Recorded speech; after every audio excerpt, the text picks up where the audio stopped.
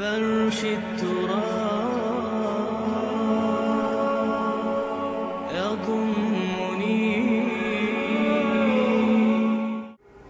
اعلان بالفور 1917 یہودی آباد ہونے شروع ہو گئے، اور اصل میں اسی کے لیے خلافت کو منسوخ کرایا گیا. سلطان عبد الحمید، اگرچہ یہ ترکی خلافت جو ہے مرد بیمار کمزور، پھر بھی وہ مسلمانوں والا جذبہ اتنا تھا، انہیں بڑی سے بڑی رشوت پیش کی گئی تھی. ظاہر بات ہے یہودیوں سے بڑھ کر رشوت دینے والا کون ہو سکتا، جن کے ہاں ایسے بینکر ہوں جو 40 بلین ڈالر کا ایک چیک لکھ سکیں. پھر یہ کہ ان پر سیاسی دباؤ بہت ڈالا گیا. انہوں نے جب تک خلافت عثمانیہ برقرار رہی یہودیوں کو فلسطین میں آباد ہونے کی اجازت نہیں دی، کہ جو معاہدہ کیا تھا حضرت عمر نے رضی اللہ تعالی عنہ، خلیفہ ثانی نے، خلیفہ راشد نے، ہم اس کے پابند ہیں اور ہم یہاں یہودیوں کو آباد ہونے کی اجازت نہیں دیں. لہذا انہوں نے اس خلافت ہی کا بستر طے کرایا، اس لیے کہ نہ رہے بانس نہ بجے بانسری، نہ مسلمانوں کی وحدت ملی کی کوئی علامت دنیا میں باقی رہے، اور نہ مسلمان کسی مسئلے پر جمع ہو کر کوئی موقف اختیار کر سکے. اعلان بالفور کے نتیجے میں آباد کاری شروع ہوئی. 1948 میں اسرائیل قائم ہو گیا، معجزہ ہو گیا. 1967 میں اس کی توسیع ہو گئی. اس میں ایک بات اور بھی عرض کر دوں، یہ سارا کس طور سے ہوا ہے کام؟ آپ نے زائنزم کا نام تو سنا ہے، صہیونی تحریک.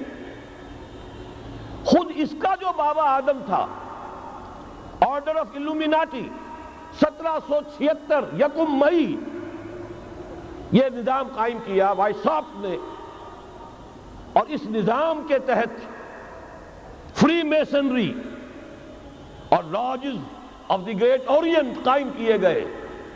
یہ سارا ہتھ کنڈا وہ ابلیسی نظام، اس کی تفصیل ایک کینیڈین آتھر نے لکھی ہے کتاب میں، پاونز ان دی گیم. یہ سارا دھندا ایک شیطانی چکر ہے، ابلیسی چال ہے، اور اس کے ذریعے سے اسرائیل قائم ہوا اور اس کی توسیع بھی ہوئی 1967 میں. اب یہاں تک پہنچنے کے بعد ان کے پیش نظر بقیہ دنیا کی تسخیر اور اسے فتح کرنے کا معاملہ ہے، اور سب سے بڑھ کر اسلام کی بیخکنی اور اس کا راستہ روکنا یہ ان کے پیش نظر ہے.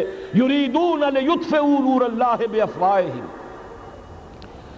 صورت اس وقت کیا ہے؟ یورپ اور امریکہ سے آپ مشرق کی طرف آئیے، پہلے عالم عرب ہے، عرب مسلم ورلڈ. مجھے یہ کہتے ہوئے سخت دکھ ہو رہا ہے، پورا عالم عرب وہ فتح کر چکے. وہ عرب ممالک کے جو اسرائیل کے ساتھ کسی میز پر بیٹھ کر گفتگو کرنے کو تیار نہیں تھے، آپ دیکھ رہے ہیں کہ لائن لگ گئی. کبھی صرف انور سادات نے ریکگنائز کیا تھا، پوری دنیا میں شور مچا تھا، اس پر لعنت ملامت ہوئی تھی. اب تو ایک ایک کر کے وہ شاہ حسن ہو چاہے شاہ حسین ہو، اب تو وہاں سے ویزے ختم ہو رہے ہیں. سعودی عرب اور امارات، انہوں نے جو کچھ کاروباری بندشیں لگائی ہوئی تھی وہ ختم کر دی گئی، ان میں نرمی پیدا کر دی گئی. یہ صورتحال ہے کہ واقعتاً ان کی جو عالمی تسخیر کا پروگرام ہے وہ آگے بڑھ رہا ہے، اور بدقسمتی سے امت مسلمہ کا جو قلب ہے، اس امت کا قلب امیین پر مشتمل ہے. هو الذی بعث فی الامیین رسولا منہم یتلو علیہم آیاتہ ویزکیہم الی آخر الآیہ. حضور بھی امی تھے، انہی میں سے تھے صلی اللہ علیہ وسلم. لیکن آج وہ قلب جو ہے عالم اسلام کا، وہ یہودیوں کے شکنجے میں کسا جا چکا ہے. اکثر وہاں کے جو حکمران ہیں امریکہ کے ایجنٹ ہیں، سٹوجز. یہ حالات جہاں تک عالم عرب کا تعلق ہے تلخ حقائق ہیں جو بیان کر رہا ہوں، اس لیے کہ آپ کے سامنے رہنا چاہیے. یہ جو اقبال نے کہا کہ دنیا کو ہے پھر مار گئے روح و بدن پیش، ابلیس نے پھر اپنے درندوں کو ابھارا اللہ کو پامردی مومن پہ بھروسہ، ابلیس کو یورپ کی مشینوں کا سہارا، یہ دوبارہ ایک بہت بڑے پیمانے پر حق و باطل کا گھمسان کا رنگ پڑنے والا ہے۔